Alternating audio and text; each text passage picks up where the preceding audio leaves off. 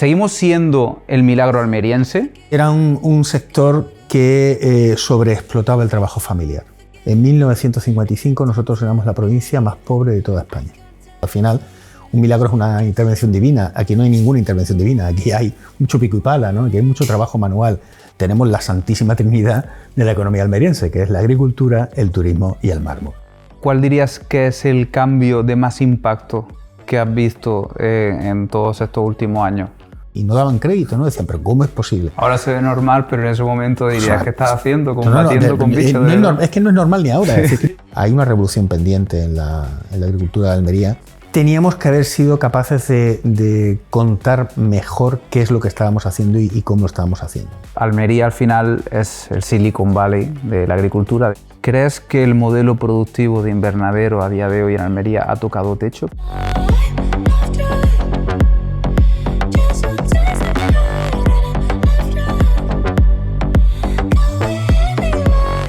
Hola a todos, bienvenidos a esta segunda temporada de Plantando Ideas. En primer lugar, quiero agradecer a todos los que nos habéis seguido en la primera temporada por vuestro apoyo, vuestras muestras de cariño. Y en segundo lugar, y no menos importante, a mi equipo, gracias al cual estamos haciendo posible que este proyecto salga adelante, y sin su ayuda obviamente no hubiera sido posible. Tenía la intuición de que el sector agro tenía mucho de lo que hablar y mucho por lo que ser escuchado. Así ha sido y así me lo habéis transmitido. Y hoy vamos a tratar un tema que me apasiona, que es el futuro económico del agro. ¿Cómo ha evolucionado el modelo agroalimentario del sector hortofrutícola en los últimos años? ¿Seguimos siendo el milagro almeriense? ¿Debería pensar más un agricultor como empresario? Y por último, bueno, trataremos muchos más temas, pero hablaremos también de los aranceles de Trump, de qué están suponiendo y qué van a suponer en el futuro, o si realmente van a impactar o va a ser un pollo que no pica. De todo ello hablaremos con una persona que es un gran experto en el sector hortofrutícola, con una experiencia de más de 30 años, analizando y divulgando datos con una gran precisión y mucha claridad. Él es David Uclés, es economista, investigador, divulgador y una de las voces más autorizadas para poder comprender la evolución del modelo agroalimentario español.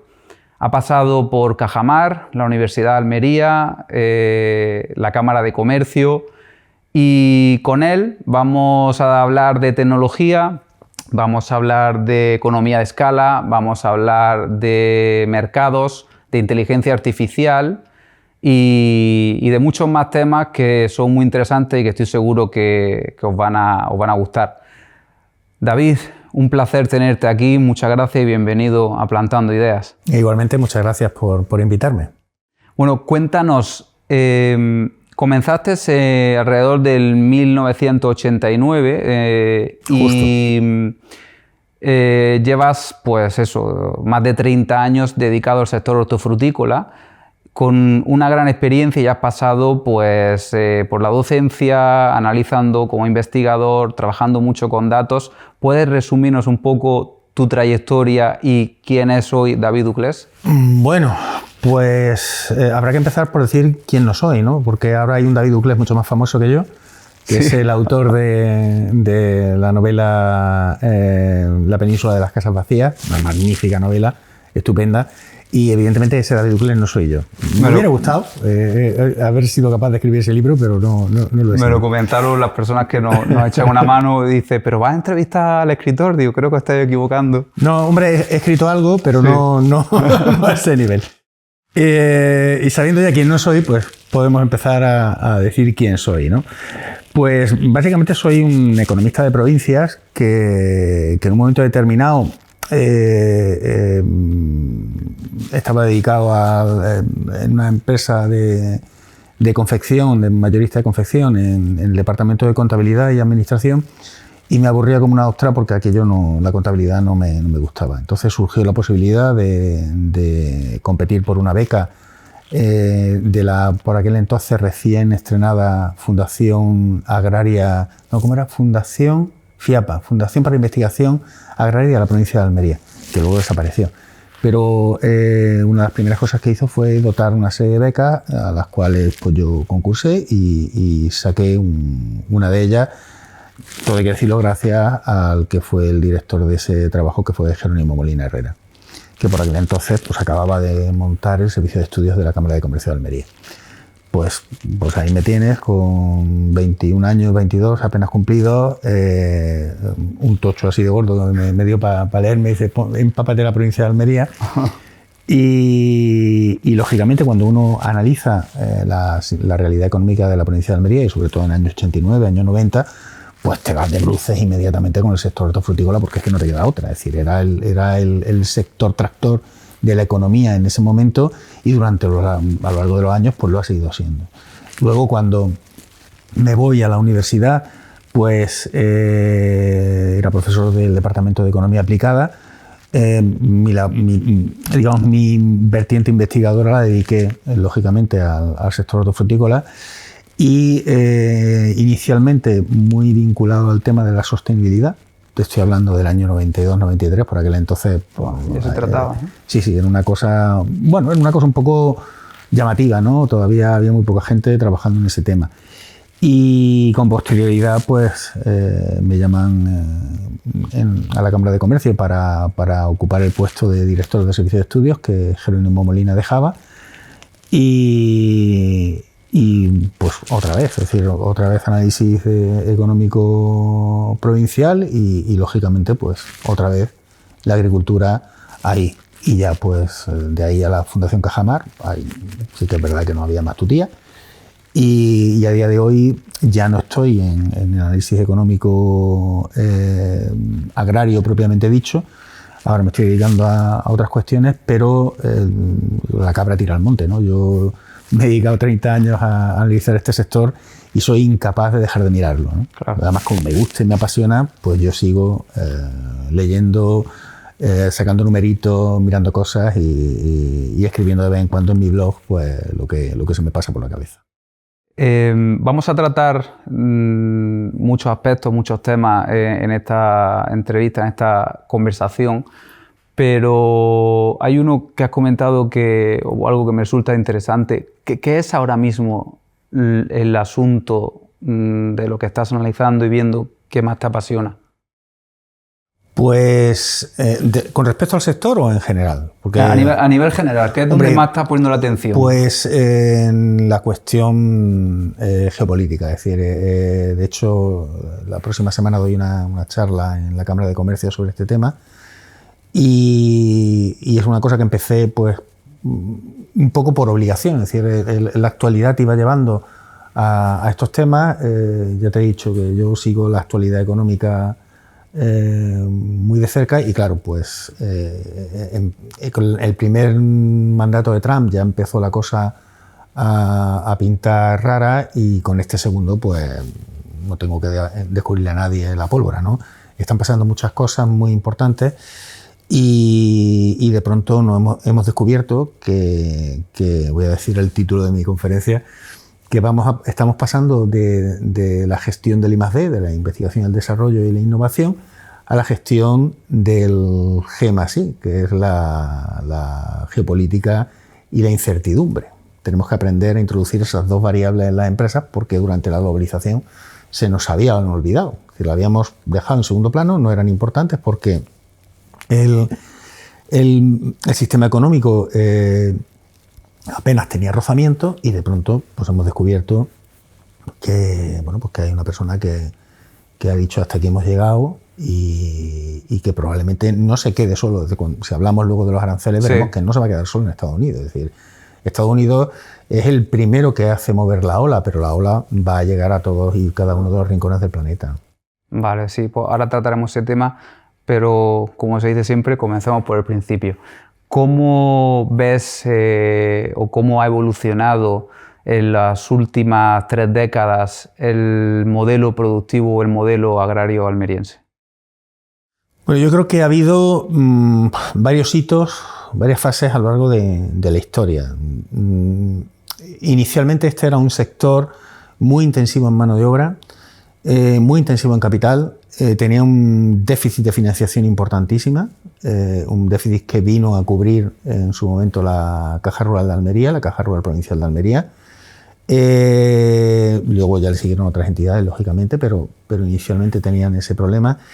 Y era un sector que sobreexplotaba el trabajo familiar. Es decir, cuando hablamos de intensivo en mano de obra, habría que ser mucho más exacto y decir intensivo en mano de obra familiar, ¿vale? Porque inicialmente aquí no hay inmigración, al revés. Claro. Aquí lo que hay es una enorme emigración. Es decir, hasta el máximo de población primer máximo de población del siglo XX se obtiene en 1910 y desde 1910 hasta 1981 pasamos una enorme vaguada y no volvemos a los números de 1910 hasta ese 1981. Mientras tanto, el resto de Andalucía ha crecido de manera continua, España ha crecido de manera continua y nosotros hemos tenido ahí un bache del que todavía no nos hemos recuperado. Si nosotros no hubiéramos tenido esa vaguada, pues probablemente hoy seríamos una provincia de unos 900.000 habitantes. Y somos una provincia de 700 y pico mil, bueno, 800 y pico mil. ¿Vale? Estaríamos entre los 900.000 habitantes y el 1.000.000 de habitantes, como Granada. Y sin embargo, nos falta ese hueco todavía por cubrir. Es verdad que estamos recuperando muy deprisa a través de la inmigración, pero todavía arrastramos esos... ¿Y por qué fue eso? ¿Por las comunicaciones, quizás? Pobreza, básicamente pobreza. En 1955 nosotros éramos la provincia más pobre de toda España. Es decir, éramos más pobres que cualquier provincia canaria, más pobre que cualquier provincia gallega, no llegábamos al 50% de la renta media española y la renta media española era mucho más baja que la renta media europea. Entonces, esto era una fábrica de emigrantes. Aquí claro. La gente, el que tenía posibilidad de irse, se iba. Y de hecho, durante mucho tiempo, de cada 2 niños que nacían en la provincia, pues uno se quedaba y el otro se iba. Esto fue una realidad. Wow. Y entonces, ¿cómo siguieron los siguientes años? Pues a partir de ahí, ese primer movimiento de... Bueno, aquí hay mucho de azar, aquí hay mucho de intervención pública también, porque el Instituto Nacional de Colonización, que es el que empieza a poner en funcionamiento los pozos de riego, es decir, sin riego esto sería absolutamente imposible. Si no tuviéramos los acuíferos, eso no, el milagro, mal llamado milagro, porque al final un milagro es una intervención divina. Aquí no hay ninguna intervención divina, aquí hay mucho pico y pala, ¿no? Aquí hay mucho trabajo manual. Esos invernaderos que la gente ve no se ponen solos en pie, tienen muchísimas horas de trabajo, tanto en montarlos propiamente dicho ellos, como la enorme cantidad de esfuerzo, trabajo, sufrimiento, ilusión que hay debajo de ese invernadero, ¿no? Es decir, al final en esta provincia todos tenemos una vinculación directa o indirecta con el sector. Yo lo he vivido afortunadamente del lado de mi suegro que tenía un invernadero de tomate y yo he estado dentro del invernadero echándole una mano cuando he podido, ¿no? Yo era agricultor de fin de semana, pero he visto pues eso, ¿no? La ilusión que él ponía cuando incorpora el riego por goteo, cuando incorpora invernaderos de mayor altitud, cuando mete la mecanización de las ventanas, todo eso para él eran, aparte de esfuerzos económicos importantes, una ilusión brutal, ¿no? Claro. Cuando ponía esas cosas me las enseñaba. Que esa es una parte de la explicación. Es decir, tenemos una primera fase de ese esfuerzo familiar brutal. Vamos a una segunda parte en la que el sector empieza a tomar una dimensión, empieza a tomar un vuelo importante por 2 cuestiones básicas. La primera es porque somos capaces de producir un producto que genera mucho valor añadido, porque lo estamos generando fuera de temporada. Entonces los precios de esos productos son más elevados en el mercado, pero es que además somos capaces de exportarlo, ¿vale? Y aquí hay también, o sea, aquí hay una cuestión interesante, porque inicialmente no lo exportamos nosotros, venían agentes de Murcia, de Valencia, también, de todas partes, que compraban a pie de campo y exportaban. Y los agricultores de Almería se dieron cuenta de que a lo mejor ellos, uniéndose, podían llegar a los mercados de destino directamente. Entonces empiezan las primeras cooperativas. Y esa innovación organizativa pues nos lleva a que una parte importante o sea, no solo ya vendemos más caro, sino que encima una parte de la cadena de valor del producto se queda aquí. Y generamos empleo ya no solo en la propia agricultura, sino también en un sector auxiliar de la agricultura, que es la distribución, el manipulado y distribución de los productos. Fíjate que estamos ampliando el clúster de empresas a su alrededor. Pero claro, cuando tenemos una dimensión de invernaderos tan grande, pues resulta que empieza a ser rentable no traerse el plástico desde fuera, sino fabricarlo directamente aquí. Pues ahí tenemos otra unidad que se nos incorpora al clúster. Pasa igual con los envases, con la madera, con el plástico, con el cartón. Empiezan a generarse empresas que se van situando en la provincia y que van ampliando el efecto multiplicador de la agricultura. Es decir, ya no solo tenemos al agricultor que está generando un producto que coloca en los mercados. Tenemos las cooperativas, tenemos la industria, tenemos las finanzas, porque tenemos una caja rural que empieza a crecer al mismo paso. Es muy interesante. Tú ves los primeros años de balance de Caja Rural de Almería y lo pones en comparación con la producción física de la provincia y son dos líneas que van exactamente iguales. Y sube la producción, sube la actividad de la caja, baja la producción, baja la actividad de la caja. Luego ya se separan, ¿no? Sí. A partir de los 90, pero hasta los 90 es una cosa, es decir, es una relación casi de, ¿cómo se llama en biología? Bueno, me acordaré por el camino. Entonces, esa relación simbiótica pues es también muy característica de esta provincia. Entonces, tenemos esa segunda fase en la que empieza a conformarse lo que denominamos el sistema productivo local de la agricultura de Almería.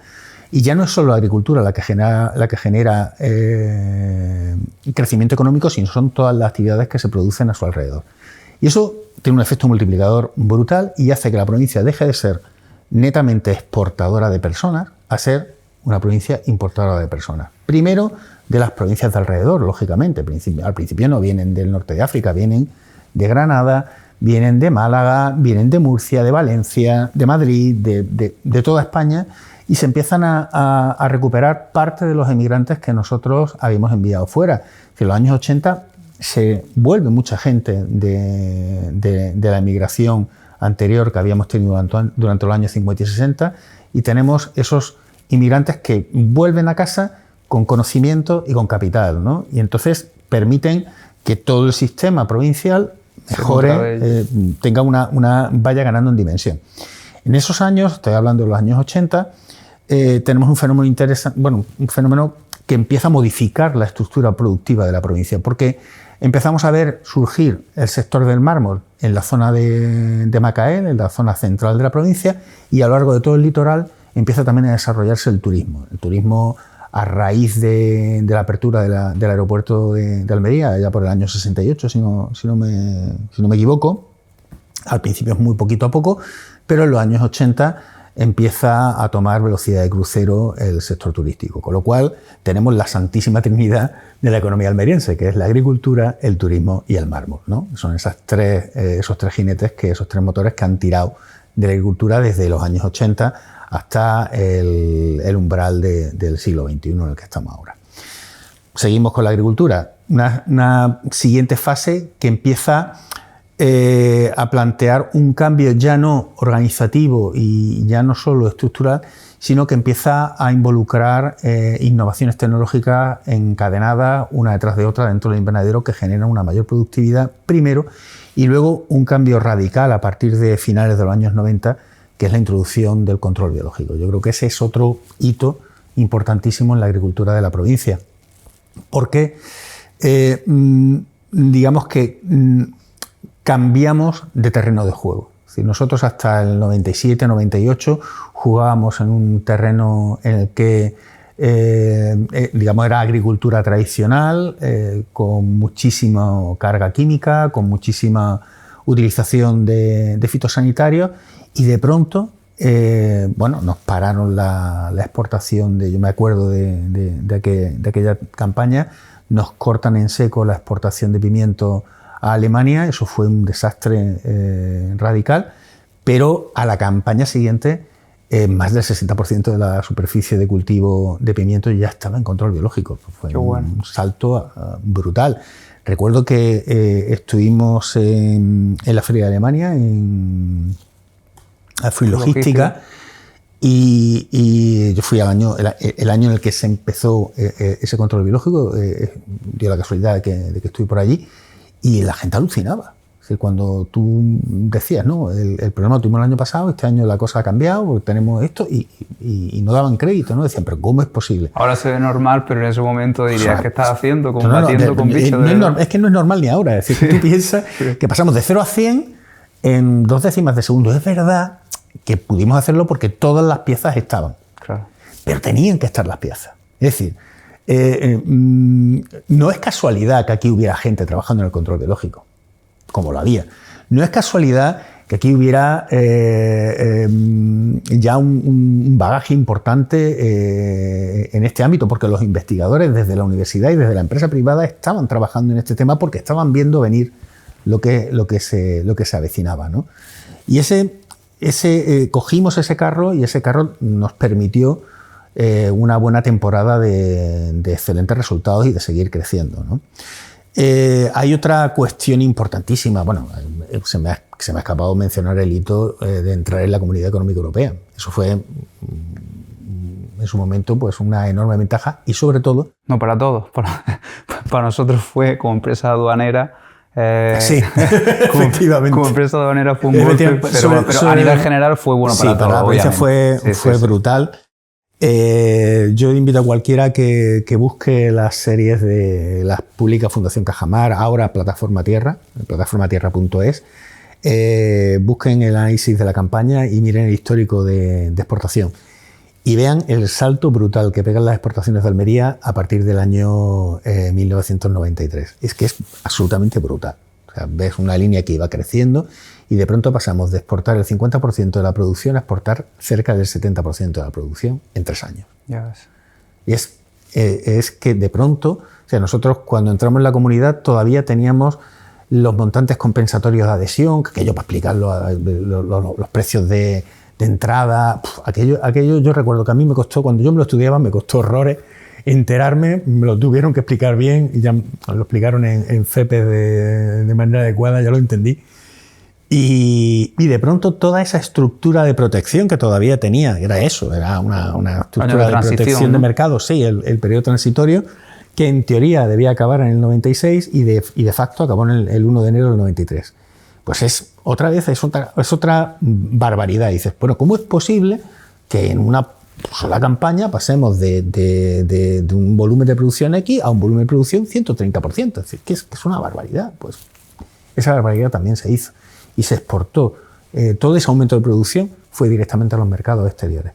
Entonces, ese es otro hito importante. Luego ya viene el del control biológico. Y a partir de ahí, pues yo creo que hemos tenido, hubo ahí una especie de meseta a partir de finales de los años 90 y principios de 2000, en los que la producción no crecía, la superficie tampoco crecía, muy poquito, muy despacito, y el sector, digamos, que perdió pulso, ¿no? Perdió parte de ese dinamismo que había sido una de sus características. No ¿Por qué paraba. crees que fue? Pues yo creo que fue... ¿Una teoría?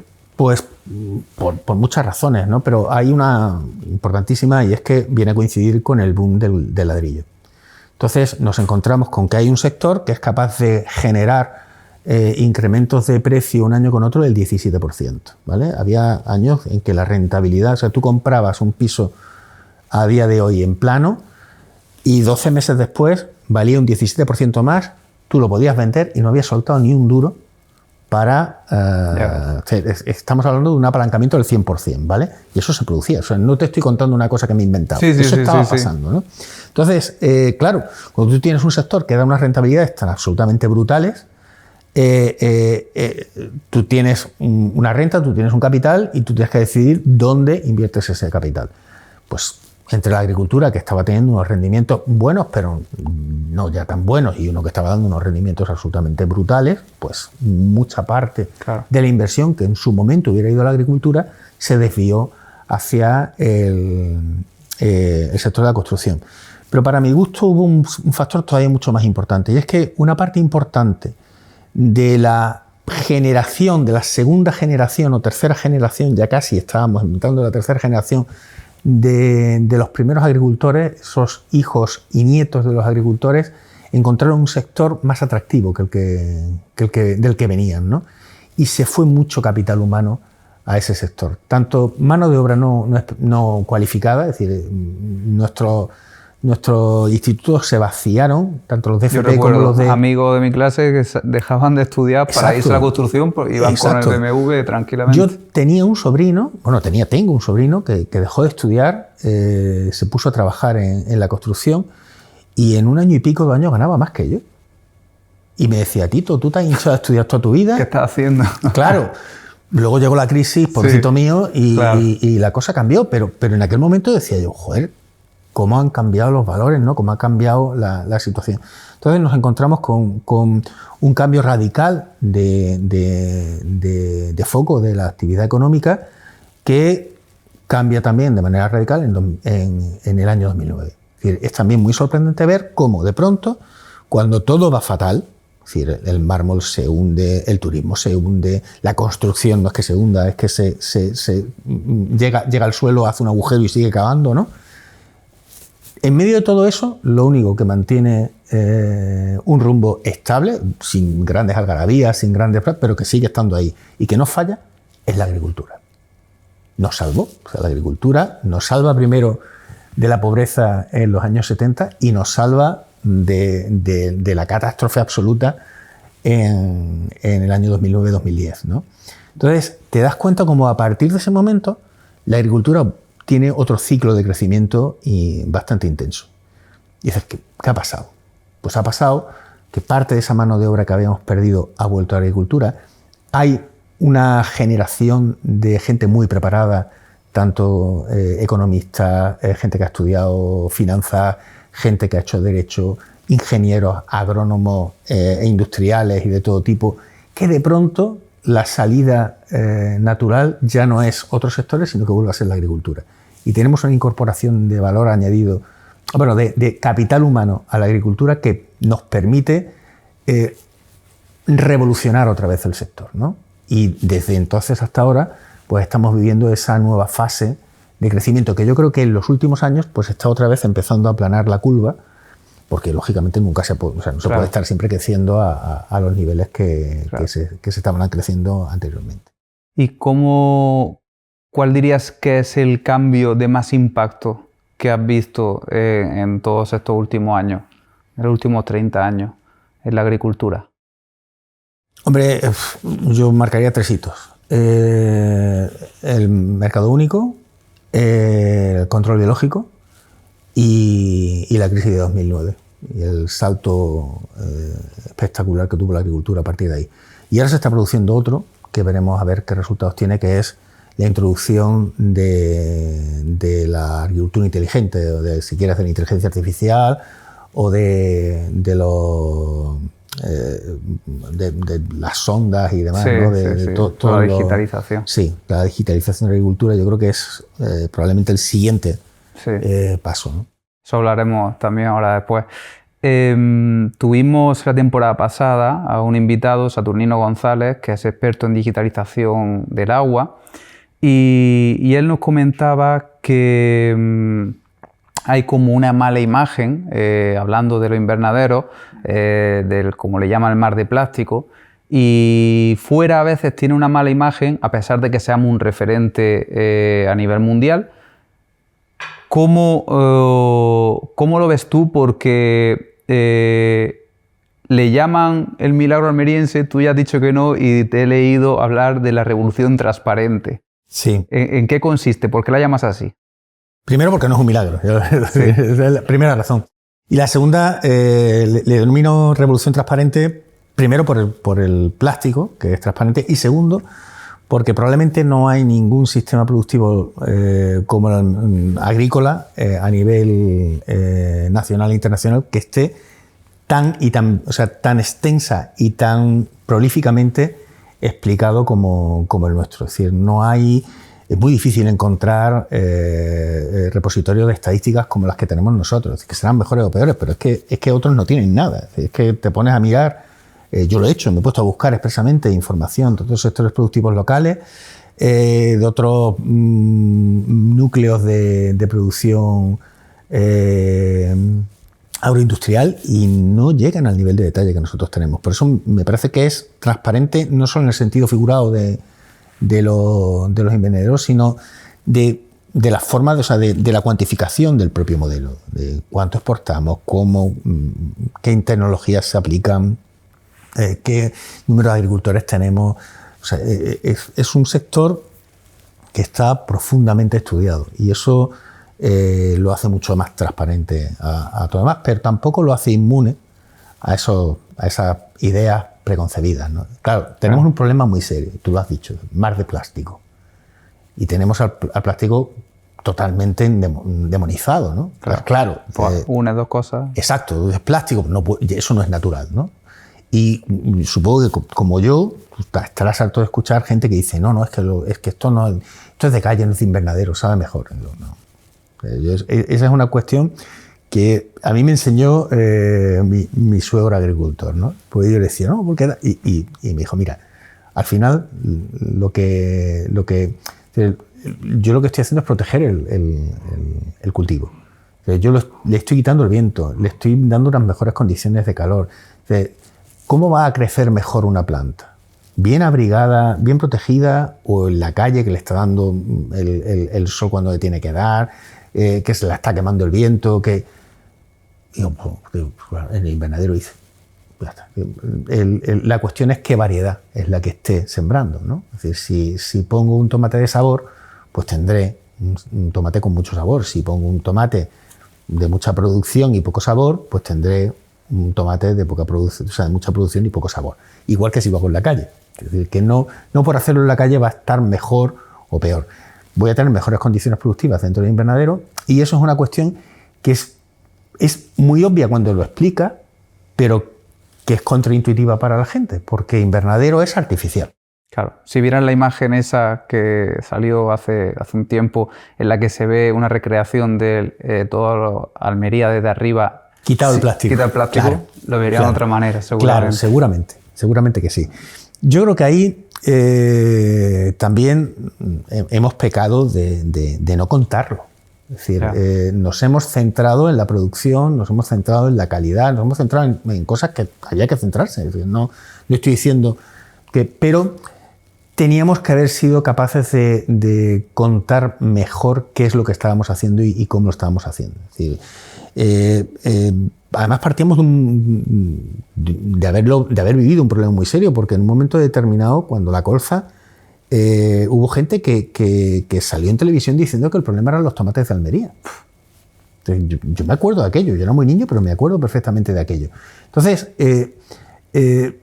ahí teníamos que haber dicho, ojo, cuidado, tenemos que explicar esto. Y no lo hemos hecho. Y seguimos. Cuesta, parece. Nos cuesta. También es verdad que es muy difícil poner de acuerdo a tanta gente para decir, este sector, una de sus características es que está muy... hay muchos pequeños agentes dentro del sector, ¿no? Que es una de sus grandes ventajas, pero también, para según qué cosas, tiene serios inconvenientes. Entonces, pues para explicar el modelo es uno de sus serios inconvenientes. Pero bueno, con todo y con eso, creo que poco a poco está calando una imagen del sector mucho menos artificial, ¿no? Es decir, estamos empezando a que la gente entienda que dentro de un invernadero se puede ser muy ecológico.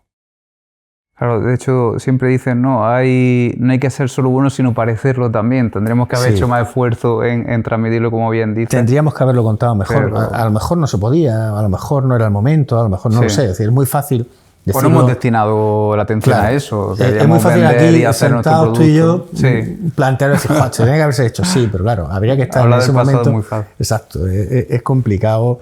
Luego en la realidad del momento caer en este tipo de cosas. Y comentabas que ahora mismo parece que está todo aplanándose un poco. ¿Crees que el modelo productivo de invernadero a día de hoy en Almería ha tocado techo, que hemos perdido fuelle? No, yo creo que no.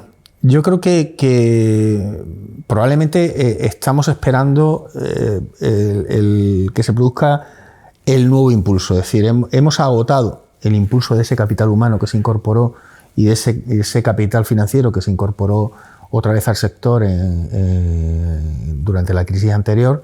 Han pasado 18 años de aquella crisis, es casi una generación, las generaciones más o menos son cada 20 años, y estamos empezando a vivir pues, el agotamiento de esa gente que se incorporó en ese momento y que muchos de ellos estarán ya empezando a pensar en el relevo, ¿no? Estamos en una situación de mercado distinta, tenemos problemas nuevos y lógicamente pues eso se tiene que reflejar. Pero yo creo que estamos poniendo también la semilla del nuevo salto, y esa semilla es la digitalización del campo. No sé si eso va a suponer que seamos capaces de producir más cantidad de kilos. Ojo, ¿vale? Creo que vamos a ser capaces de generar más valor añadido por kilo, pero no estoy seguro de que vayamos a añadir más kilos, porque hay mucha gente produciendo para un mercado cada vez más estancado como es el europeo. Es decir, todo el mundo quiere vender aquí porque somos uno de los mercados más caros del mundo, pero Europa tiene serios problemas de futuro. Somos cada vez más viejos, no estamos creciendo económicamente a los ritmos que lo está haciendo Estados Unidos o a los ritmos que lo está haciendo el sudeste asiático, y por lo tanto, en términos relativos, cada vez somos menos ricos, ¿vale? Y eso, tarde o temprano, nos pesará, ¿vale? Entonces, no estoy seguro que seamos capaces de producir más kilos. Ahora, sí estoy convencido de que lo haremos de manera mucho más eficiente y mejor calidad, y entiendo que menos costes unitarios por tonelada. Hay una revolución pendiente en la agricultura de Almería que tiene que ver con la estructura de costes, que tiene que ver con el peso de la mano de obra, y ahí probablemente es donde veremos los mayores avances en los próximos años. ¿Qué datos deberíamos mirar más y cuáles menos para poder detectar la salud del estado actual del sector? Hay que mirarlos todos. Es decir, en una situación como la actual, además, lo que te he comentado antes, ¿no? Estamos en una situación de una enorme incertidumbre estructural. Es decir, no es que pasen las cosas, es decir, no ya es que nos vayan a coger de sorpresa, es que no nos pueden coger de sorpresa porque vamos de sorpresa en sorpresa. Es decir, la sorpresa sería que nos sorprendieran, ¿no? Entonces, yo creo que en estas circunstancias hay que jugar partiendo de la base que las cosas van a cambiar, ¿no? Que todo es cambiable. Entonces, en esa estructura mental es la que tenéis que trabajar. Y no sabes por dónde te va a venir el tiro, porque tienes problemas medioambientales por un lado, y no me refiero solo a cuestiones de qué hacer con el plástico, o qué hacer con la rafia, o qué hacer con los residuos de campaña, o qué hacer con los residuos de las colmenas. Me estoy refiriendo al cambio climático. No sabemos en qué medida nos va a terminar afectando. Estamos empezando a intuir que las sequías son cada vez más largas y más bestias, ¿no? Por lo tanto, el agua, ojo, ahí tenemos un punto débil, que siempre ha sido un punto débil del sistema, va a ser mucho más débil y más estratégico en los próximos años, probablemente. Es decir, si los modelos de cambio climático tienen razón, pues ahí vamos a tener un problema. Tenemos ese frente. Tenemos el frente de las instituciones de mercado. Yo no sé si la comunidad, damos por hecho que la Comunidad Europea va a seguir funcionando. Pues yo ya no lo doy por hecho. Yo ya me empiezo a plantear que a lo mejor, fíjate que estamos viviendo un resurgimiento de las ideas populistas, tanto de extrema izquierda como de extrema derecha, que son fuertemente disgregadoras, ¿no? Entonces, tenemos ya en el Parlamento Europeo dos grupos parlamentarios, que menos mal que no están juntos, que son antieuropeos. Entonces, yo no tengo nada claro que dentro de 20 años la Comunidad Europea vaya a seguir estando. Pues tenemos que jugar también con ese planteamiento en la cabeza. Tenemos que pensar en el avance tecnológico, por dónde pueden ir los tiros, ¿no? Por dónde nos pueden llegar. Claro. Y fíjate, y las contrapartidas, porque claro, tú piensas y dices, bueno, digitalizamos el sector, Esta mañana he leído un artículo sobre el primer ataque que se ha constatado, que no quiere decir que haya sido el primer ataque constatado en el que prácticamente no ha habido intervención humana y que ha sido todo utilización de inteligencia artificial. Unos hackers chinos, además casi con toda probabilidad pagados por el propio Estado chino, han atacado multitud de empresas occidentales y organismos occidentales usando los modelos de inteligencia artificial, además de Claude, el de Anthropic. Sí. Y bueno, los de Anthropic se han dado cuenta, pero se han dado cuenta cuando ya estaba hecho. Pero claro, pero fíjate la diferencia. Es decir, antes utilizaban la inteligencia artificial a lo mejor para obtener credenciales, para obtener correo electrónico fraudulento. No, aquí han utilizado la inteligencia artificial no solo para la organización del ataque, sino para el ataque en sí. Y la propia inteligencia artificial ha modificado la estrategia del ataque en función de las defensas que se le estaban poniendo por medio. Es decir, imagínate que tú tienes tu campo digitalizado y que alguien... Sí. Porque al final esto es seguridad alimentaria, ¿no? Alguien decide atacarte por ahí. Pues tenemos que estar preparados también para esa situación. Entonces... por eso te digo, no creo que sea cuestión de decidir qué dato hay que mirar. Lo que es que no hay que dejar de mirar. Todo el rato, todo el tiempo y todos los datos, ¿no? Porque no sabemos por dónde va a venir la debilidad. ¿Importa el tamaño del mercado o del volumen de exportaciones hoy más que hace 10 años? Sí. Importa la dimensión de la explotación, pero no para exportar, para todo. Para todo. Hace unos meses publiqué en mi blog, en capeandoeltemporal.com, un artículo, en realidad es una serie de artículos sobre la explotación de una información que publica el Ministerio de Agricultura. Se me ocurrió medir, porque te da datos de estructuras de coste y de ingresos de las explotaciones por dimensión económica, ¿vale? Entonces digo, bueno, pues vamos a ver qué pasa, qué cambios hay a lo largo del tiempo en función de la dimensión económica. En general, el mayor crecimiento de la renta, o sea, de lo que al final le queda al agricultor, es mayor en las explotaciones más grandes, de mayor dimensión económica, ¿vale? Cuando lo miras en la agricultura de hortícolas, no es de invernadero porque no llega a ese nivel, no llega a ese detalle, pero te da la horticultura, ves que si miras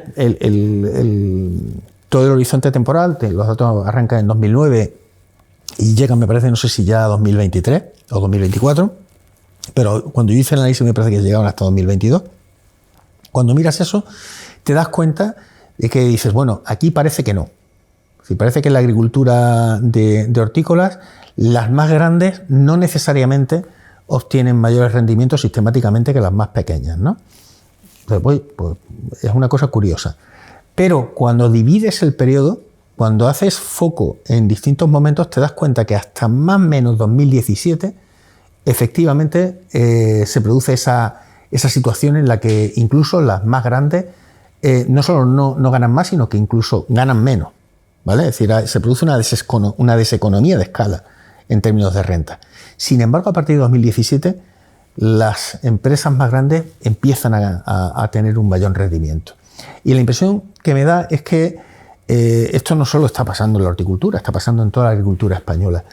En unos sectores está llegando antes y en otros está llegando después. Y yo creo que al sector hortícola ya le ha llegado el momento de la economía de escala. Es decir, hay una serie de circunstancias que hacen que probablemente pues, este mismo proceso de digitalización, la probable mecanización que se produzca con la mano de obra, todo esto al final va a favorecer la economía de escala. Va a favorecer que las dimensiones mayores obtengan mejores rendimientos que las dimensiones menores. Y esto nos va a llevar probablemente a medio o largo plazo a un campo almeriense en el que ya no predomine la pequeñísima dimensión, sino que primero será la pequeña mediana y luego ya será la grande. De hecho, yo creo que, si no recuerdo mal, cuando yo empecé en el año 89, la dimensión media de una explotación hortícola en Almería no llegaba a la hectárea y media, ¿vale? todo. O sea, lo que era la parcela completa, con las casetas, de aperos, de que al final el invernadero era menos de 1 hectárea, ¿no? Sí. Y a día de hoy ya estamos por encima de las 2,5 hectáreas, llegando a las 3. Y va aumentando poco a poco. Pero es que ya tenemos explotaciones de más de 100 hectáreas, que hace 20 años no había ninguna. Claro. Entonces, esto está marcando un camino.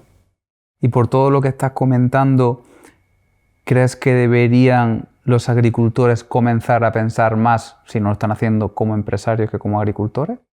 Es que yo creo que los agricultores de Almería han sido siempre empresarios, aunque no se lo hayan dicho.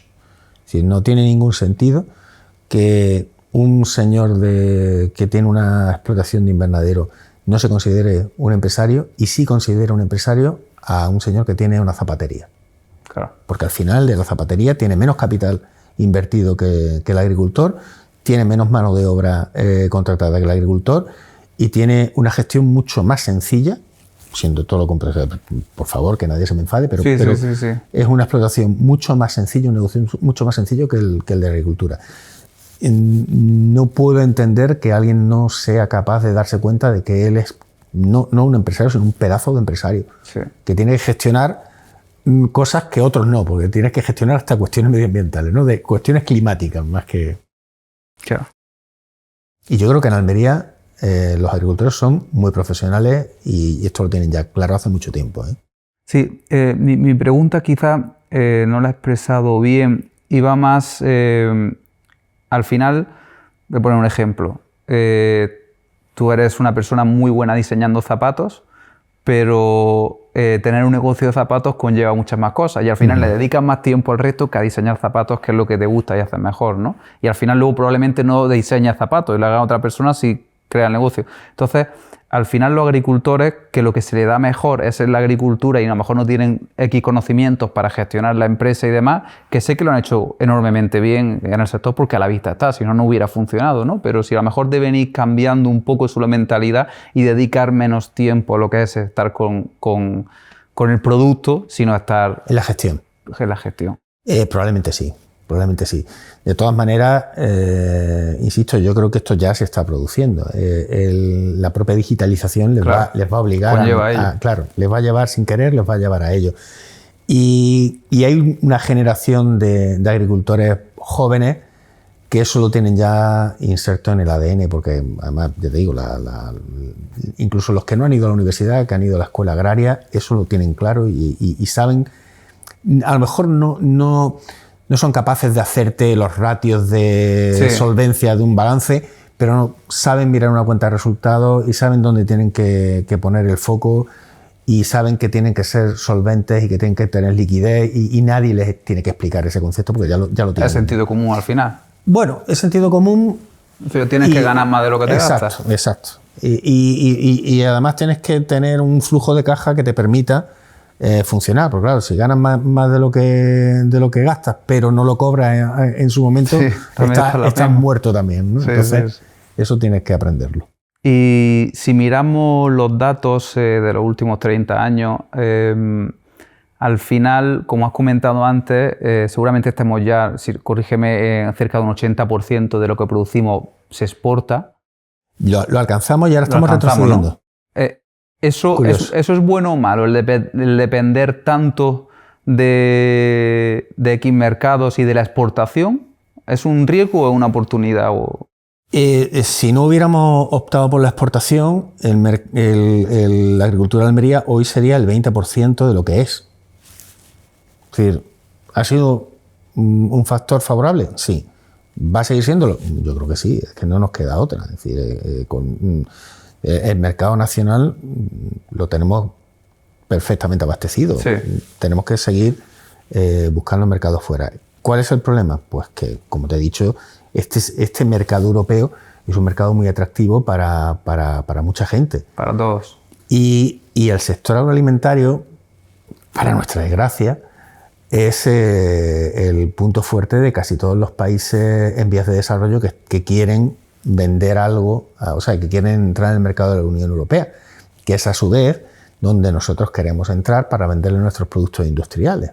Entonces, ahí me temo muy mucho que vamos a tener muchos problemas en los próximos años, sobre todo teniendo en cuenta cómo están las cuestiones comerciales ahora mismo, ¿no? Ahí enlazo ahora con la segunda pregunta, y es, ¿tenemos un plan B para enfocar nuestro futuro como productores hortofrutícolas, teniendo en cuenta la gran competitividad que viene de África, países como Marruecos, Egipto, o luego véase de Turquía, Albania y países por todas partes? Creo que sí. No es un plan, pero viene dado. Es decir, nos pasa un poco como a Holanda. Nosotros hemos pasado de ser meramente productores de frutas y hortalizas a ser productores de frutas y hortalizas y de tecnología y de conocimiento en torno a las frutas y hortalizas. Entonces, ese conocimiento y esa tecnología son muy difícilmente transferibles. Es mucho más fácil transferir la producción que no el conocimiento. Que lo son, porque China está demostrando que se puede hacer, que si te pones, lo haces. Pero les va a costar mucho más trabajo. Entonces, nuestro plan B sigue siendo en gran medida basado en las frutas y hortalizas. Lo que pasa es que a otro nivel. Ese sería el peor de los casos, el peor de los escenarios. Pero hay otra cosa que a mí digamos que me da esperanzas de cara al futuro. Y yo me acuerdo perfectamente a principios de los años 90 que decíamos, vamos a acabar con Holanda. Nosotros decíamos, vamos a acabar con Holanda. Y ahí está Holanda, sigue produciendo. ¿Vale? Estamos en 2025 y Holanda sigue produciendo y nosotros también. Entonces... Holanda siempre ha sido los reyes del mercado, ¿no? Dicen que es el país que más flor cortada del mundo vende y el que menos tiene. Sí, probablemente sí, son grandes comerciantes, ¿no? Yo siempre tengo un amigo holandés que me dice que como nosotros somos tan pequeños, en cuanto damos 3 pasos no hemos salido del país, ¿no? Entonces todos somos multinacionales, claro. No podemos ser otra cosa. Y digo, bueno, pues tienen razón en parte, ¿no? Y como tenían un suelo tan pobre, pues tenían que buscarse la vida. Y eso es lo que, en el fondo, es un poco parecido a lo que nos pasa a nosotros. Es decir, nosotros éramos muy pobres y teníamos que buscarnos la vida y nos la buscamos. Y nos la buscamos en esto. Ellos se han buscado en el comercio mundial, ¿no? En el comercio internacional. Y ahí está. Pero es que fíjate, es tan gracioso como que en un mundo tan especializado y tan hipertecnológico como el de los semiconductores, que eso es una merienda de negro en la que básicamente China, Estados Unidos, Corea y Taiwán hacen el 80%, pues no pueden hacer nada sin una empresa de Países Bajos que es la que fabrica las máquinas que imprimen los circuitos integrados. Wow, no sé. Que los jodidos holandeses están en todas partes. Están en todas partes. Y como comentabas también antes, el mercado europeo, digamos, está complicado, cada vez se ven las circunstancias peores a futuro, no solo ya por la competencia, sino ya a nivel de frutas y verduras, de compra y venta. ¿Tú consideras que tenemos oportunidades mirando otros mercados, como por ejemplo el asiático? Sí, tenemos oportunidades, lo que pasa es que genera unos retos muy diferentes también. Es decir, el mercado europeo a nosotros nos viene de fábula, más que nada porque por tenemos muy cerca. Entonces, para un producto perecedero como es el nuestro, pues la cercanía es importante. ¿Tenemos oportunidades en otros mercados? Creo que sí, pero tenemos que empezar por los de mayor poder adquisitivo y a partir de ahí pues ya ir viendo si podemos acceder a otros rangos de mercado diferentes. Y vamos a ver qué pasa, porque con los movimientos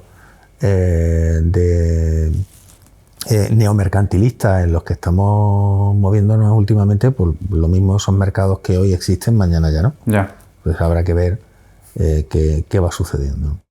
Ojalá tuviéramos la bola de cristal, ¿no? Yo aunque también le da algo de chispa, no sería tan divertido. No sería tan divertido. Yo me lo estoy pasando bomba. A veces me cabreo, ¿no? Digo, hay que ver la barbaridad y tal. Digo, pero el tren está chalado. Pero reconozco que si no estuviera él, yo me estaría aburriendo mucho más de lo que... Pues hablando justo de eso, de geopolítica y de Trump,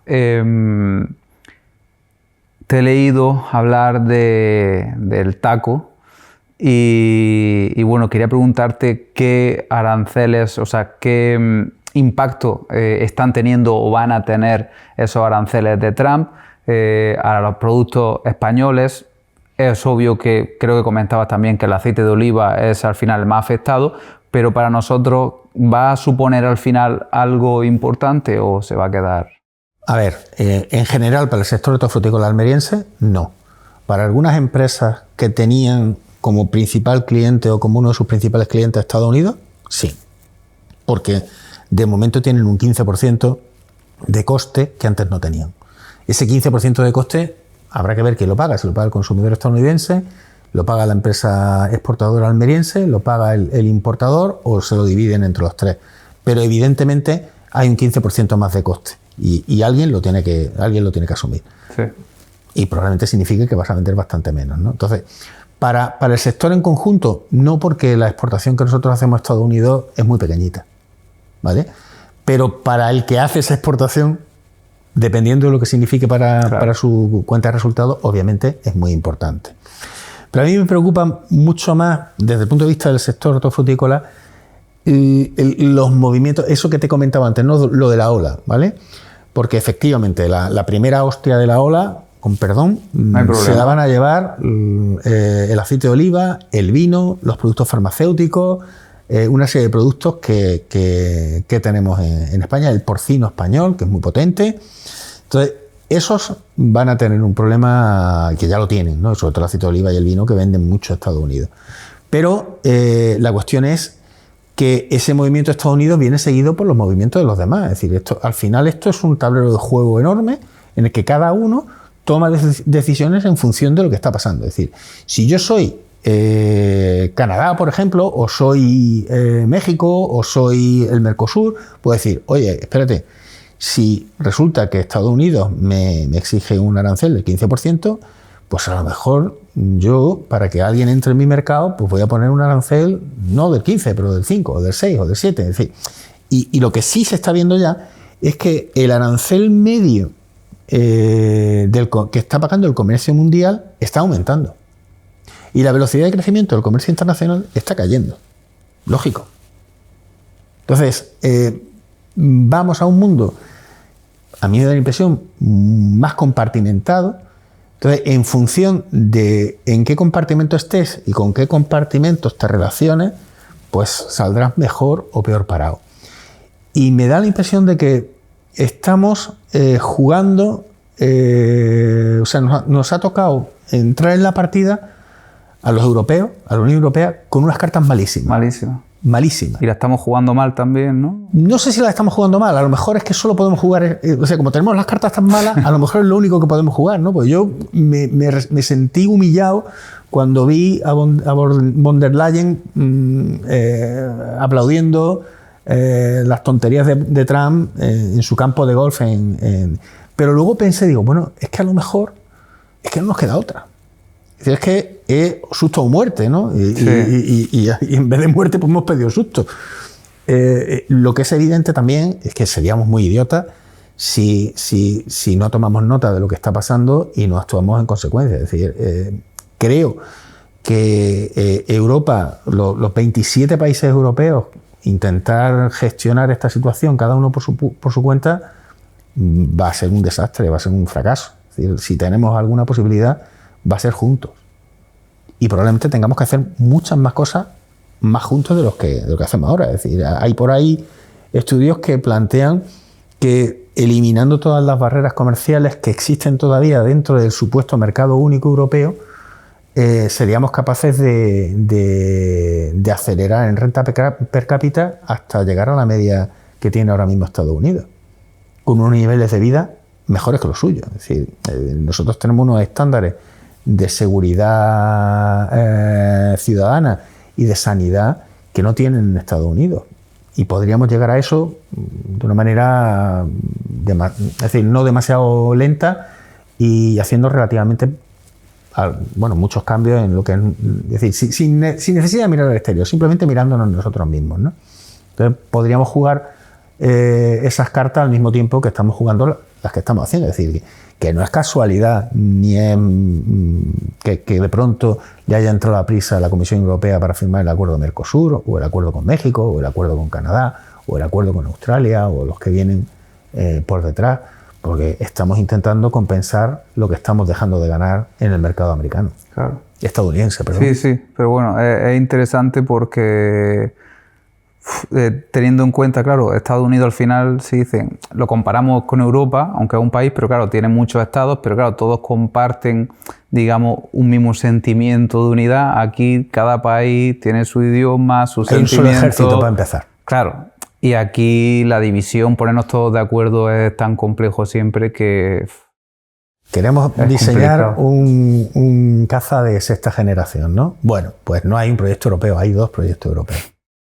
Y dentro de los 2 proyectos europeos, en uno de ellos, el que estamos nosotros, que estamos, fíjate, sería, le dice, bueno, sería a priori el caballo ganador, ¿no? Alemania, Francia y España. Bueno, pues entre Francia y Alemania están a ver quién consigue 1 euro más que el otro y el proyecto no tira para adelante. Entonces, es que nosotros mismos nos pegamos tiros en el pie, ¿no? Sí, nos pegamos tiros en el pie. Ahora seguramente volvamos a este tema un poco, pero quería también tratar otro que has comentado antes sobre el cambio climático, que bueno, es algo innegable, que el tiempo está cambiando, lo vemos. Yo pongo el ejemplo que hace 10 años, en esos años alrededor, eran muy pocas las noches que ponía el aire acondicionado en verano y ahora son muy pocas las que no lo pongo, porque es imposible. Sí. Entonces, ¿qué efectos está teniendo para la agricultura el cambio climático? Por empezar, para hablar del tema de sostenibilidad. A nivel general en España está cambiando los ciclos de producción, ¿vale? Está generando problemas de floración, porque las flores salen cuando los insectos no están, o los insectos están cuando salen las flores. Es decir, tenemos un montón de problemas de encaje de los procesos naturales. Al fin y al cabo, la agricultura son procesos naturales que van a afectar a los niveles de producción. Es decir, si ya de por sí la agricultura es muy inexacta, muy inestable en sus niveles de producción, pues ahora vamos a vivir una mayor incertidumbre sobre el producto final, que no va a ser simplemente pues, por cuestiones de que este año se atrasa o se adelanta la primavera. O sea, es que vamos cambiando las estaciones y digamos que los ecosistemas se tienen que ajustar, incluidos los ecosistemas agrarios. Entonces, por ahí tenemos un problema de adaptación al cambio climático, que probablemente va a implicar que tengamos que modificar variedades, que tengamos que modificar calendarios, los calendarios ya los estamos modificando, etcétera, etcétera. Luego tenemos repercusiones sobre el clima, ¿no? sobre el viento, el agua, la temperatura en los lugares concretos. Lo que parece que va a pasar, y de hecho está pasando, es que tenemos una mayor frecuencia de fenómenos climáticos extremos y además una mayor virulencia de los mismos. Es decir, cuando cae una tromba de agua, pues cae mucha más agua que en condiciones generales. Y si antes nos caían 3 danas por cada 2 años, pues ahora nos caen 3 danas cada año. Como todo más extremo, ¿no? Y claro, más todo mucho más extremo. Entonces, eso implica que tenemos que gestionar también una mayor probabilidad de catástrofe, ¿no? Eso implica seguros agrarios más caros, eso implica al final son costes, ¿no? Por eso te digo que muchos datos hay que mirar, ¿eh? Claro, hay que mirarlo todo porque al final todo suma y todo cuenta. Entonces, por ahí nos va a afectar también, es decir, por el lado de los ingresos, porque no sabemos cuándo y cómo y qué vamos a producir, y por el lado de los gastos, que sabemos que nos va a costar más dinero, ¿no? Entonces, pues bueno, yo creo que ya no nos queda otra, o sea, tenemos que adaptarnos sí o sí, y mitigarlo, yo creo que ya es muy difícil. Es decir, me da la impresión de que hemos llegado a un punto de no retorno. Y esto, o sea, es terrible, ¿no? Pero yo me acuerdo cuando empezamos con estos temas, cuando yo empecé a leer cosas del IPCC, pues el objetivo era el 1,5 grados. El 1,5 grados lo hemos perdido ya. O sea, ya lo estamos dando por perdido. O sea, la primera batalla nos la ha ganado el cambio climático. Y vamos a ver si somos capaces, porque creo recordar que a partir de 2,5 grados el tema ya era bastante, o sea, con 1,5 grados era preocupante, con 2,5 grados pues no te voy a decir que sea una hecatombe, porque no, es decir, al final nos adaptaremos, pero va a ser mucho más complicado, mucho más difícil y mucho más costoso conseguirlo. Costoso en todos los ámbitos, no solo en el económico, sino en el social, en todo.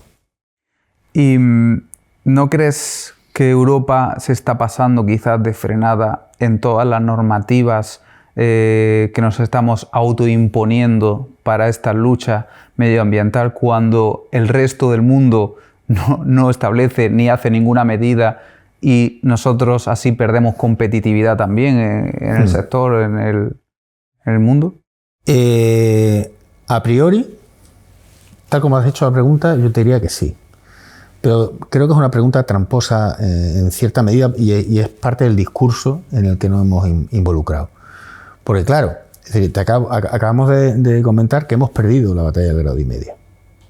Es decir, si aflojamos, pues la del 2,5 grados va a ser un desastre, ¿no? Vamos a perderla también. Entonces, la cuestión no es lo que nosotros no hagamos. Es decir, lo que yo creo que a lo mejor hay que plantearse qué cosas podemos hacer con la tecnología que tenemos ahora mismo. Es decir, oiga, no podemos electrificar el 100% de los vehículos, pues porque no hay capacidad en la red eléctrica para hacerlo. Tendríamos primero que redimensionar la red eléctrica, Vale, eso yo creo que... O sea, creo que el objetivo no lo podemos cambiar los ritmos, podemos cambiar las formas de llegar a esos objetivos, pero los objetivos creo que son irrenunciables. Y además, desde el punto de vista nuestro, que no somos un continente con residuos fósiles, o sea, con petróleo y con gas natural, es que nos va la vida en ello.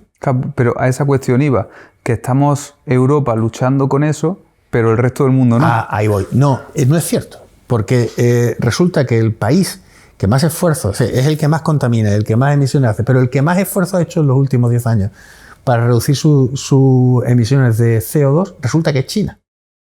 ¿Y lo ha conseguido? Sí, lo ha conseguido. Entonces, China ahora mismo es el principal mercado del mundo de coches eléctricos. O sea, esto a mí me lo cuentan hace 10 años y me parto de la risa. Pues digo, no, ¿cómo va a ser? Si esta gente tiene muy poco poder adquisitivo, si esta gente, pues mira, lo han logrado. Y además se han posicionado como principales proveedores de tecnología, no solo de tecnología, también de maquinaria, en todas las tecnologías que tienen que ver con el cambio. Lo que nosotros tendríamos que hacer, y a lo mejor no estamos siendo capaces, es, oiga, esto es de sentido común, es decir, si la producción europea tiene unos estándares medioambientales, esos estándares medioambientales los tiene que cumplir cualquiera que quiera vender aquí. Y de esa manera además tú obligas a que los demás también hagan cosas, ¿vale? Pero ¿qué está pasando? Una de las cosas que teníamos, que era la normativa esta contra la deforestación, primero la hemos retrasado un año y ahora la estamos descafeinando. Entonces,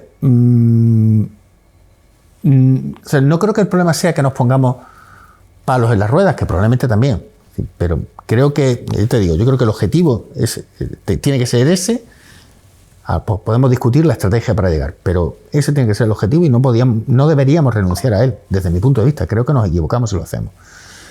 Pero lo que está claro es que no podemos, o sea, nosotros atarnos una mano y dejar que los demás jueguen con las dos. Claro. Si usted quiere entrar en mi mercado, si usted quiere vender coches en mi mercado, pues usted tendrá que cumplir mi normativa. Igual que para los coches se hace una homologación, pues oiga, para los tomates también habrá que hacerla. Claro. Hace poco, hablando de China y de la competencia con los coches eléctricos, de hecho en la pasada Fruit Attraction me reuní con un consultor hongkonés y me dijo algo que me dejó un poco impactado. No sé hasta qué punto será una realidad, llegará, habrá cosas por el camino, siempre no todo es tan fácil, pero decía, no sabéis la que os espera a los europeos, que no lo vais a ver venir. Dice que lo mismo que ha ocurrido con los coches eléctricos, China está haciendo lo mismo para productos hortofrutícolas, venderlos a Europa, y que está produciendo en masa extensiones inmensas subvencionadas por el gobierno para poder alimentar y suministrar sus productos a todo el mundo. Y entonces me dejó así un poco impactado. ¿Tú crees que realmente puede llegar a ser una amenaza o al final simplemente por la distancia, los trayectos, o cualquier otro aspecto no llegará a ello? Hace mucho tiempo que yo ya no digo que no en absoluto a nada. Podría ocurrir. Creo que es complicado. Creo que es complicado porque al final, por mucho que quieran, vale, pues imagínate, pueden poner muchísimas extensiones de terreno, pueden tener mucha producción, eso implica que van a utilizar mucha agua, implica que van a utilizar mucha tierra, y si consiguen abaratar los procesos, nosotros los vamos a copiar, igual que ellos copian ahora, nosotros podremos copiar después. Al final no creo que vaya a ser, me gustaría pensar que no va a ocurrir, ¿no? por esa vía. Ahora, ¿dónde se podría ocurrir? Pues que el software de gestión de nuestros invernaderos termine siendo chino.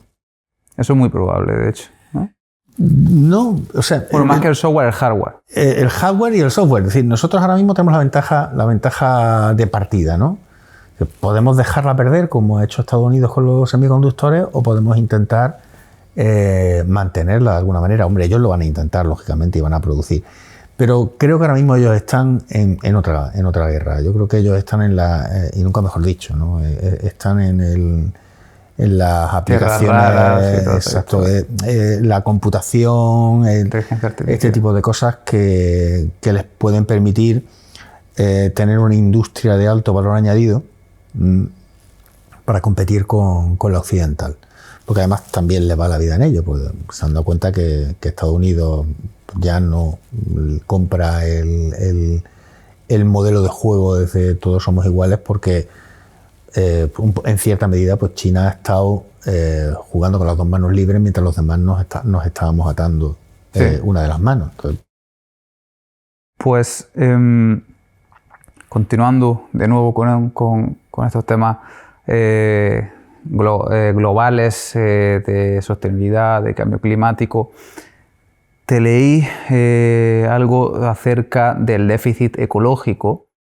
Y la verdad es que no era consciente, me impactó porque en agosto de 2024 llegamos a ese punto en el cual ya habíamos consumido todos los recursos de la Tierra, pero es que he mirado 2025 y fue el 24 de julio, pero es que España el 23 de mayo ya agotó. ¿Puedes explicar el tema de la sobrecapacidad de la Tierra? Sí, bueno, el concepto es un poquito abstracto, pero creo que se entiende fácil. Es decir,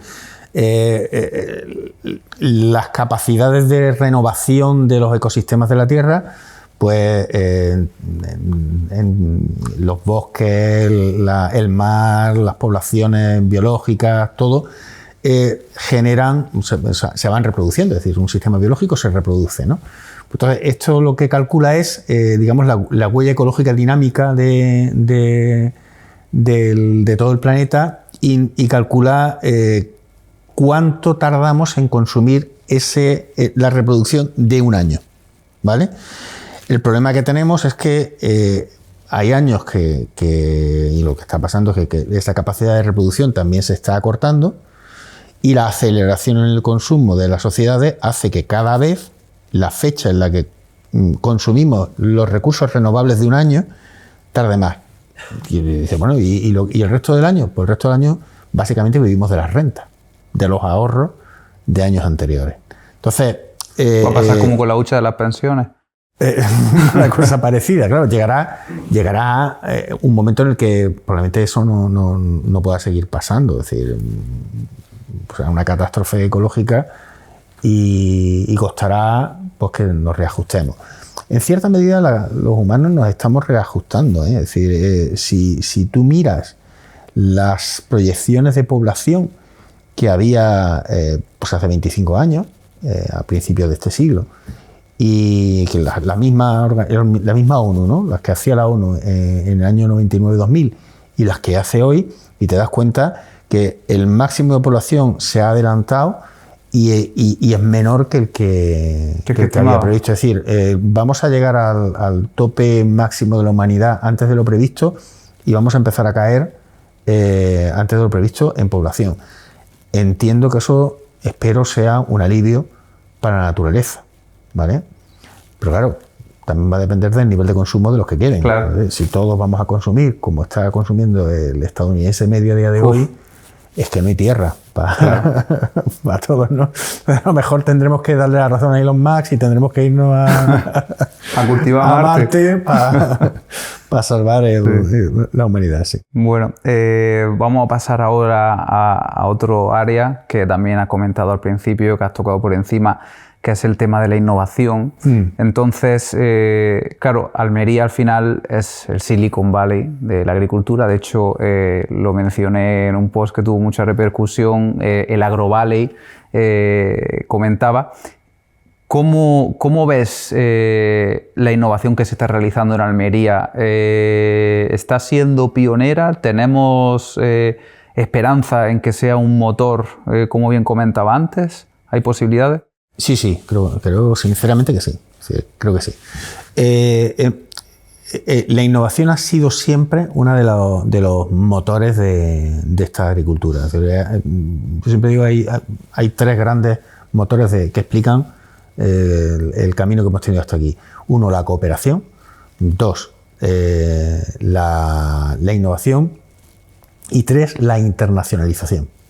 Mercados más grandes, innovar constantemente y cooperar entre nosotros. Es decir, aquí tenemos una mezcla de competitividad y de cooperación entre los distintos agentes muy interesante que no se da en todos los sitios, ¿no? Y eso es una ventaja de este modelo. Entonces, una de las bases, ya te digo, es la innovación. Inicialmente una innovación importada, ¿vale? Pero en la medida que íbamos teniendo unos volúmenes de producción y de extensión y de dimensiones económicas importantes, empezamos a ser capaces de atraer inversiones en esa industria auxiliar, en esos servicios auxiliares, y a día de hoy estamos generando tecnología y conocimiento propio desde el propio sistema.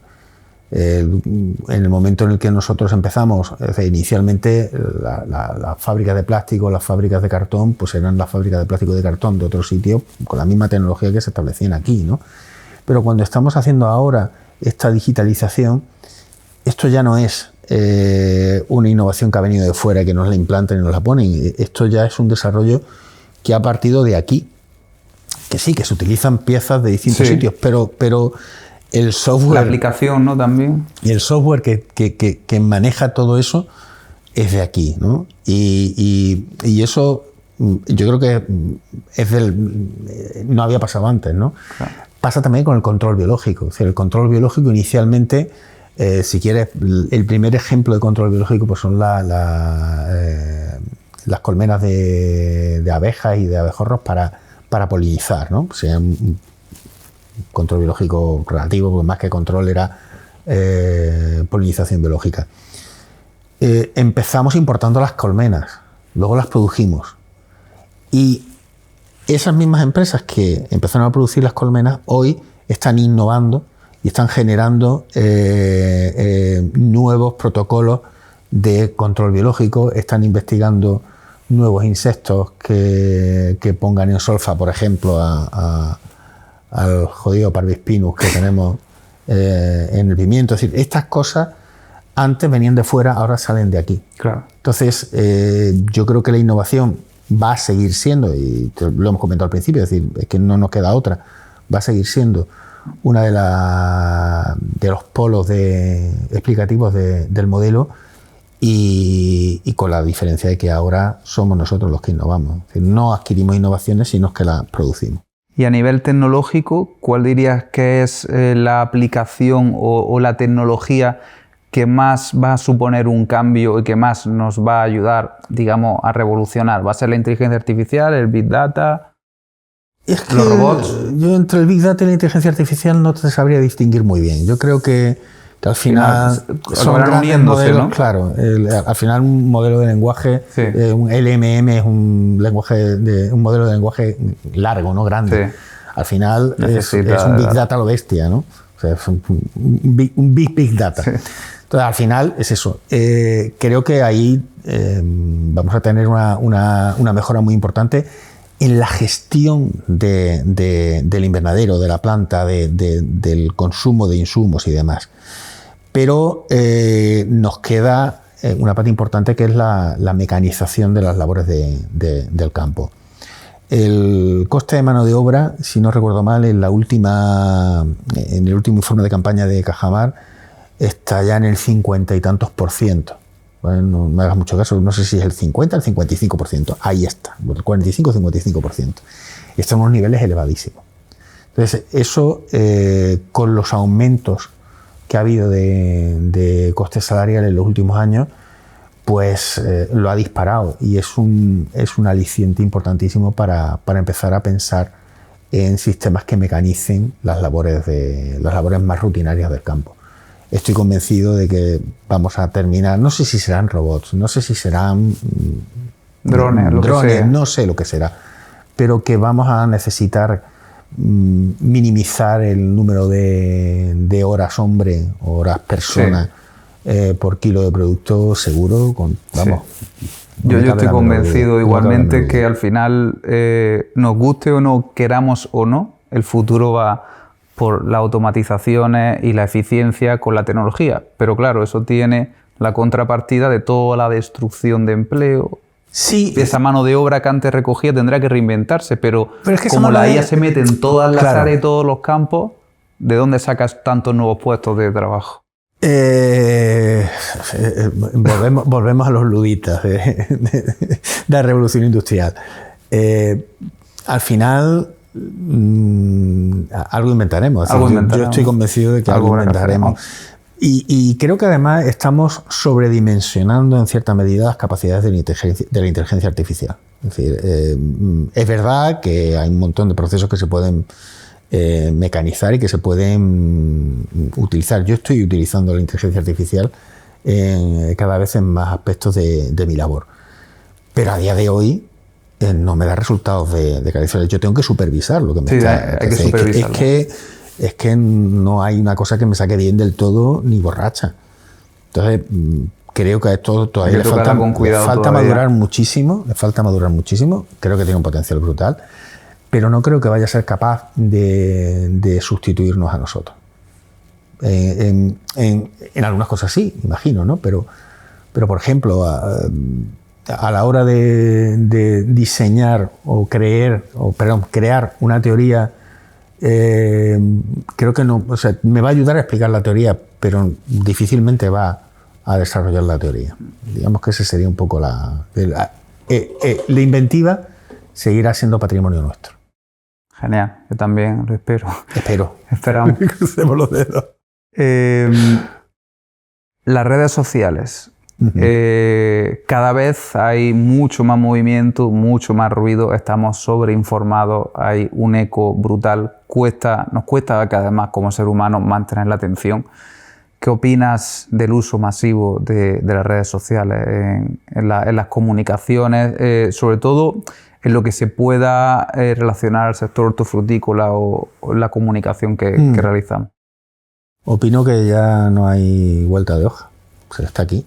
No es una cuestión, o sea, no creo que sea una cuestión opinable, es una cuestión está. Ahora, ¿qué hacemos con ello, no? Es decir, es lo que tenemos que decidir. No andar el cuchillo antes de enseñar a usarlo, ¿no?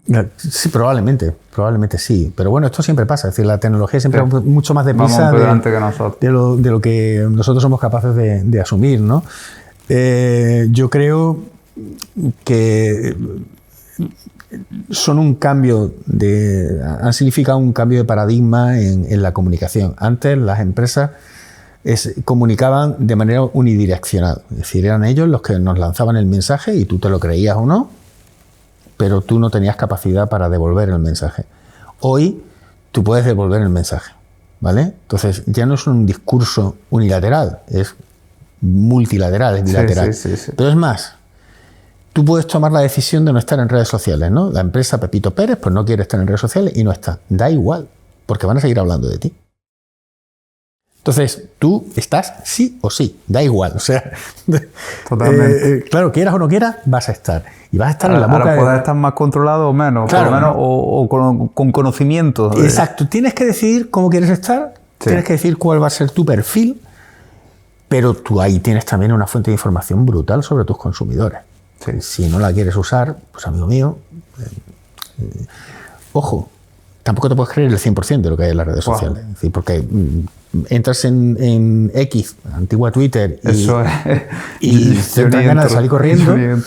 Entras en otra y dices, bueno, pero si estos son los mundos de Yuppie, ¿no? Aquí todo el mundo es feliz, aquí todo el mundo... Esto tampoco es verdad. Es decir, cada red tiene un sesgo y tienes que ser también capaz de identificarlo para abstraerte y deducir cuál es la verdad debajo de todo aquello. Pero se ven tendencias interesantes en redes sociales que te van marcando cuáles son los gustos de los consumidores, cuáles son las creencias de los consumidores. Con buen uso, como todo, son muy potentes. Es un pedazo de herramienta. Sí. Por ir terminando un poco, que me quedaría mucho más tiempo porque está pareciendo súper interesante todos los temas.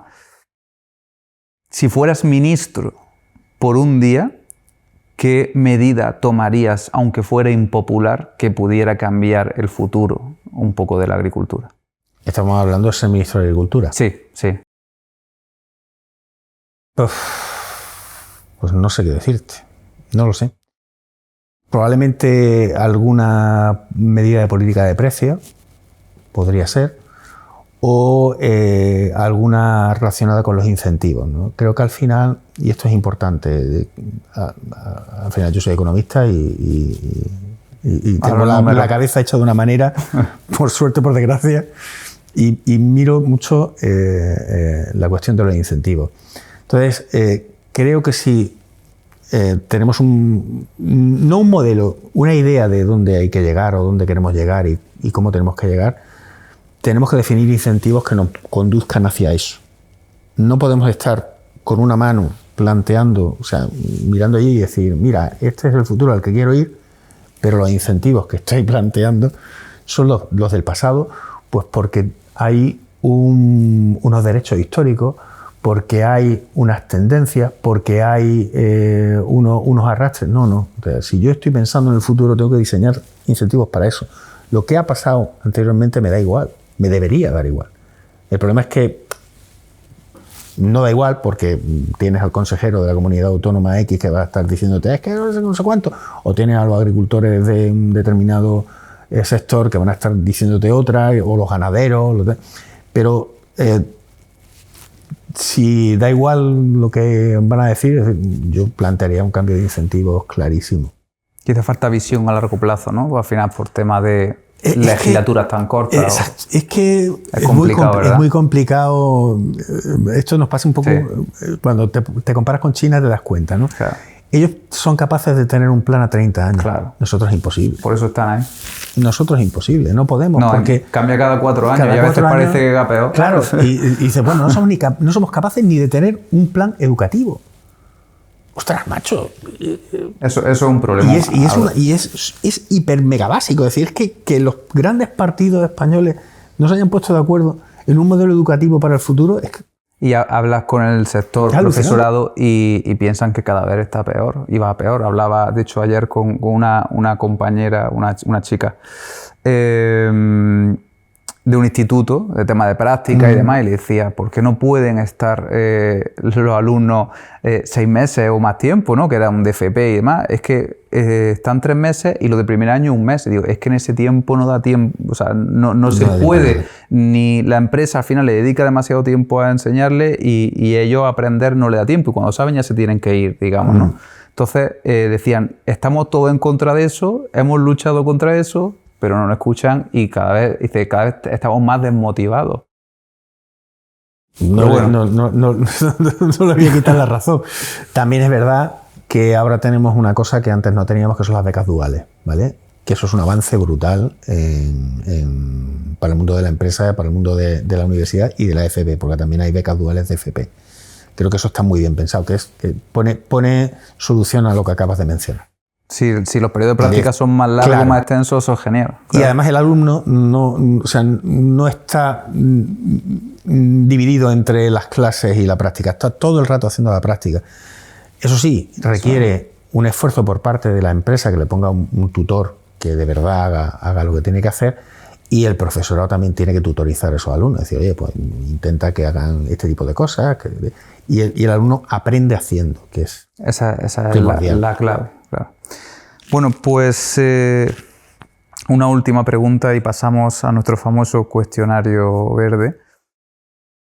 Una verdad incómoda, si quieres comentar, que creas que se tiene que decir en voz alta pero que no se habla mucho en el sector.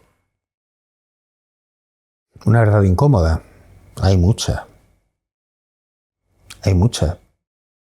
Creo que probablemente es la forma en la que el sector mira para otro lado los problemas sociales vinculados a la inmigración. Entonces este sector es el primero en... ¿Interesado en la inmigración? Claro, en mano de obra. Es decir, al final son nuestros trabajadores en gran medida, ¿no? No solo del sector agroalimentario, pero también y sobre todo, ¿no? Entonces, es verdad que tenemos dimensiones empresariales pequeñas. Es verdad que para un agricultor solucionar el problema es muy complicado, él solo no puede. Pero estamos muy coordinados para otras cosas, ¿no? ¿Por qué para esto no nos hemos coordinado? Podríamos hacerlo, podríamos intentarlo. Se están haciendo cosas, pero prácticamente estamos, no te voy a decir como hace 30 años, pero muy parecido. Pues David, un placer, me ha encantado escucharte. Vamos a pasar ya a las últimas preguntitas, estas son muy rápidas. A ver si soy capaz. 3 semillas se llama esta sección, ¿vale? Una idea que te gustaría que germinara en tu sector. La digitalización. Una que crees que debería morir.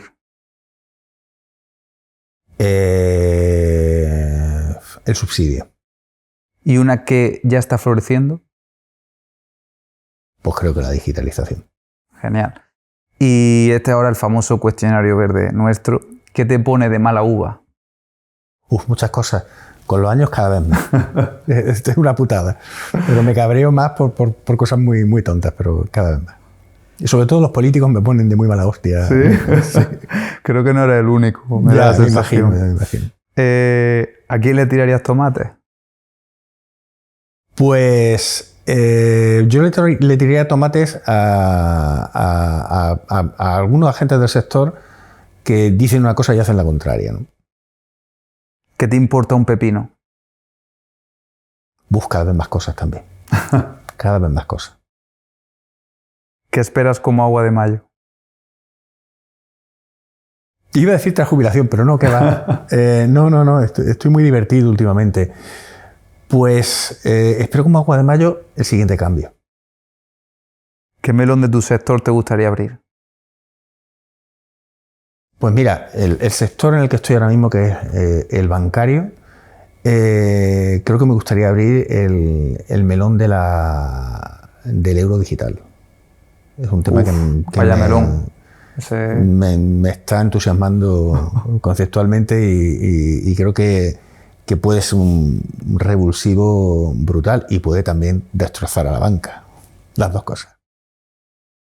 ¿Cuál es la frase célebre o cita favorita que ha sembrado una idea en ti más importante? Pues mira, hay una frase que además cuando estábamos montando la incubadora de empresas de Cajamar, la pusimos en la pared, ¿no? No solo la digo yo, hay mucha gente dentro de la caja que la dice y viene de Juan del Águila, el fundador de la caja. Estamos empezando. Todas las mañanas estamos empezando, todos los días estamos empezando. Qué bueno.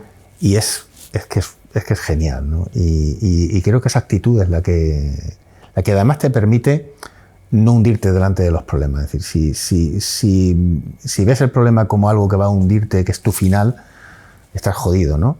El problema es, bueno, pues estamos empezando a solucionar el problema. Es decir, vamos a seguir para adelante, pase lo que pase. Qué buena. Pues creo que con este cierre vamos a dejarlo porque no podía ser mejor. Un placer tenerte aquí, de verdad que he disfrutado mucho. Me hubiera encantado, como he dicho antes, poder haber estado más rato porque creo que tienes muchísimo que aportar y mucho conocimiento. Y espero que a toda la gente que nos vea y nos escuche le haya parecido tan interesante como a mí. Y esperamos que todo se encauce de la mejor manera en este futuro, pero siga habiendo esa incertidumbre que tanto apasiona por un lado. Sí, yo comprendo que vivirla, Vivirla es complejo. Es muy complejo, muy jodido, pero también estamos viviendo tiempos apasionantes, ¿no? Sí. Y te digo, porque yo cuando era niño yo pensaba, joder, me ha tocado una generación aburrida, no está pasando nada, ¿no? Mis abuelos habían vivido la guerra civil, mis padres habían vivido el inicio de la democracia. Y yo decía, joder, Ya tenía el gusanillo, ¿no? Nosotros no hemos vivido nada, y de pronto se cayó el muro de Berlín. Y dije, hostia. Y a partir de ahí ha sido un no parar, así que...